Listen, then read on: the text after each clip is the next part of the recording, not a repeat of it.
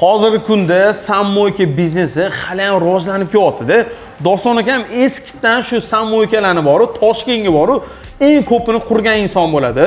Doston aka hozir bitta boks sammoyka necha pul olib kelyapti normalnisi? Hozir har xil bor. Ba'zi joyda 500 ming ham olib kelyapti, ba'zi joyda 1 million ham ishlayapti. O'xti. Har bitta sammoyka. Akalar ko'rasizlar, lokatsiyani zo'rini topgan bo'lsanglar, bitta boks 1 million tashlab beryapti. Agar 5 ta boks qurib qo'ysanglar, kuniga 5 million pul olib kelyapti degani-da. Bu videoni biznesmen akalar bo'lsa, puli ko'p akalar bo'ladi-yu. Nima biznes qilsam bo'lar ekan deydiganlarga jo'natib qo'yinglar. Mana Doston akam kelsa, bitta zo'r joyi o'zingiz topishsa, aka ruxsatnomalarni ham qilib berasizmi Doston aka?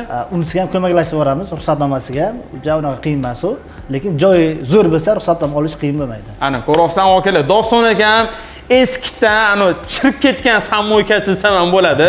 Chunki men bu texnikalarni eng sifatlisini olib keladilar. O'zi sammoyka apparat sotadiganlar juda ham ko'payib ketganda, endi biznes zo'r bo'lib ketdi-yu.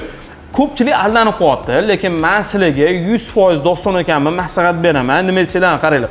Plisoslar, karcherlar, mana bu yerda sammoykani apparatlari, hamma narsasi bor.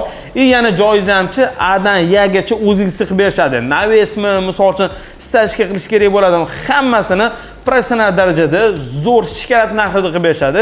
Bitta so'rab surishtirsangiz, o'zi bo'ladi, ancha arzon chiqadi. Oka, meni obunachilarimga faqat chiroyli skidka qilib berasiz bo'ladimi? Xudo xolasa. Bo'ldi akalar. Agar bu biznesga qiziqayotgan bo'lsangiz, Doston akam nomerlarini pastda qoldirib qo'ydim. Videoga like bosib, biznesmen akalik jo'natib tashinglar.